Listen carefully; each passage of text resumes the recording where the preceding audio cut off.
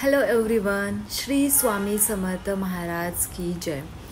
मार्गशीर्ष महिन्यात स्वामींची ही सेवा तुम्हाला करायची आहे। अशक्य ही शक्य करतील स्वामी। तर कार्तिक महिन्यानंतर येणारा महिना म्हणजे मार्गशीर्ष महिना। श्रावण महिना एवढंच मार्गशीर्ष महिन्याला सुद्धा महत्त्व आहे।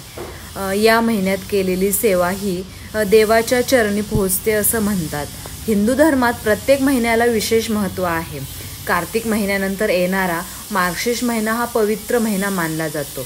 मार्गशीर्ष महिन्यातील गुरुवारला विशेष महत्त्व सुद्धा आहे। या महिन्यात गुरुवारी महालक्ष्मीचं व्रत केलं जातं।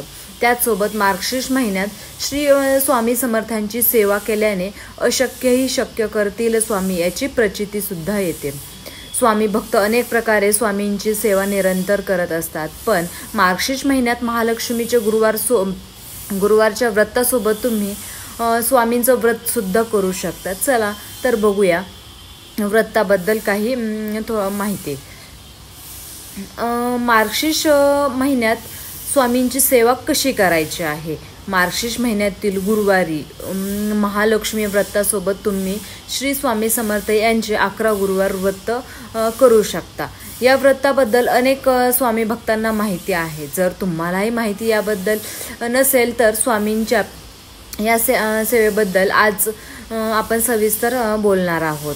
बरेच जण आपल्या मनातील इच्छा पूर्ण करण्यासाठी मार्गशीर्ष महिन्यातील 11 गुरुवारचे व्रत स्वामी सेवेमध्ये करतात। शिवाय हे व्रत केल्याने आयुष्यात कोणत्याही अडचणी येऊ नये यासाठी केलं जातं।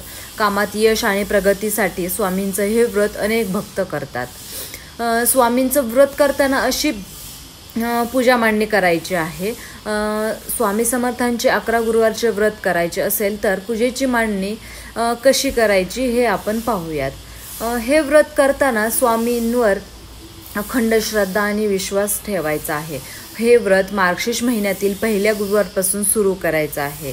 गुरुवारी लवकर उठून स्नान करायचं आहे। त्यानंतर ज्या ठिकाणी पूजेची मांडणी करणार असाल ती जागा स्वच्छ करून घ्यायची आहे। चौरंग किंवा पाटावर लाल रंगाचं वस्त्र अंथरायचं आहे। यावर आता तुमच्या घरातील स्वामींचा फोटो म्हणजेच स्वामींची मूर्तीची स्थापना करायची आहे। फोटो किंवा मूर्तीच्या उजव्या बाजूला घंटी आणि डाव्या बाजूला शंख ठेवायचा आहे। ही सगळी मांडणी केल्यानंतर अगरबत्ती, धूप, दिवा प्रज्वलित करायचा आहे। आता स्वामींना सर्वप्रथम गंध लावावा। आता स्वामींच्या चरणी एखादं फळ अर्पण करायचं आहे। साखर, त्यावर तुळशीचं पान असलेली वाटी ठेवायची आहे। त्यासोबत छोट्या लोटी तांब्यात पाणी ठेवायचं आहे। आता जिथे घंटी ठेवली आहे त्याच्यासमोर तुमच्या घरातील जपाची माळ ठेवायची आहे। त्यानंतर स्वामींचा फोटो किंवा मूर्तीला हार घालायचा आहे। तुम्ही मिठाईचा प्रसादही तुम्ही दाखवू शकता।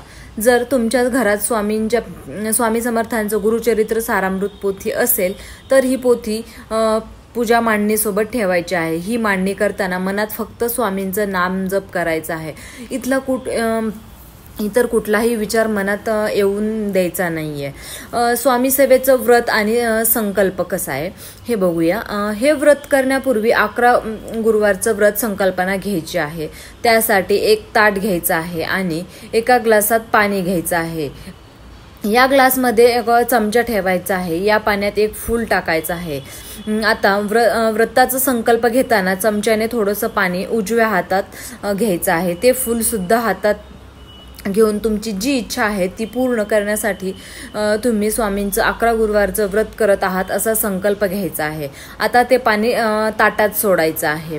या सगळ्यानंतर तुम्हाला 11 वेळा श्री स्वामी समर्थ महाराजांचा जप करायचा आहे। त्याचबरोबर 11 वेळा तारक मंत्राचा जप सुद्धा करायचा आहे। त्यानंतर सारामृत पोथी वाचायची आहे। पोथी वाचन झाल्यानंतर आरती करायची आहे। नंतर प्रसादाचं वाटण करायचं आहे। अशा प्रकारे तुम्ही मार्गशीर्ष महिन्यात 11 गुरुवारचं व्रत करू शकता। संकल्प फक्त पहिल्या गुरुवारीच तुम्हाला करायचा आहे। हे व्रत करत असताना एखाद्या गुरुवारी स्वामी समर्थांच्या मठात जाऊन एक नारळ आणि खडीसाखर अर्पण करायचे आहे। जर हे शक्य झालं नाही तर तुम्ही घरी स्वामींच्या चरणी हे अर्पण करू शकता। सकाळी वेळ नाही तर सकाळी वेळ नाही पण सेवा करायची आहे. मग आजकाल अनेकांना सकाळी वेळ नसतो पण त्यांना श्री स्वामी समर्थांचं व्रत करायचं आहे. मग अशा वेळी हे व्रत कसं करणार, तर तुम्ही सकाळी पूजेची मांडणी करून आरती करायची आहे. मग दिवसभरात किंवा संध्याकाळी तुम्हाला जेव्हा शक्य होईल तेव्हा बाकीची पूजा करू शकता. म्हणजेच तारक मंत्र, पोथी वगैरे तुम्ही हे वाचू शकता. जर 11 गुरुवार तुम्हाला शक्य नसेल तर मार्गशीर्ष महिन्यातील महालक्ष्मी व्रताला गुरुवारी तुम्ही संध्याकाळी महालक्ष्मी समोर श्री सूक्त आणि महालक्ष्मी स्तुती पठण करायचे आहे. त्यानंतर 11 वेळा स्वामींच्या नावाचा जप करायचा आहे. जर 11 वेळा अशक्य नसेल तर 3 वेळा माळ जप करायचे आहे. आणि श्री स्वामी समर्थांचा तारक मंत्र सुद्धा हा 11 वेळा म्हणायचा आहे. 11 वेळा शक्य नाही झालं तर तुम्ही एकदा तरी म्हणू शकता.